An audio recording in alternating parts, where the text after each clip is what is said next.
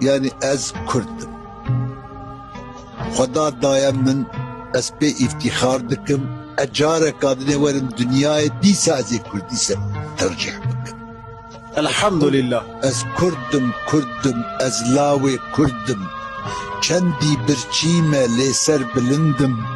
Xwedî namûs û xwedî gîretim. Bêcî warim lê gelek berdim. Erê qurban. Ev ya were o İslam'a min di xettê min ê sohbet. Yek İslam'a min yek jê Kurdîtiya min dibinê çerçeva hukûkek Xweda daye. O alaka mı tu örgüt û cemaatî vajî tun ne asla ne İslamîn e mevcud yani ne gayri İslam hale hazırda. Evet. Ev kabıcı tun Ne Hizb-i İslami ne gayri İslami. la vallahi. Vallahi azim ev İslam'a ku hukuki psiki kuç ke tedatın ev ne İslam'a. Ne İslam.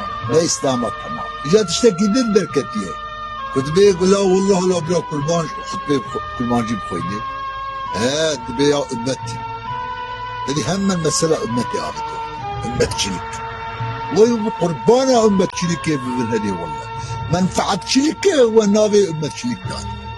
Faşist. Şaşıklı beji faşist dev, bırri beji faşist dev, beji faşist. Ne demek yani? Ne demek?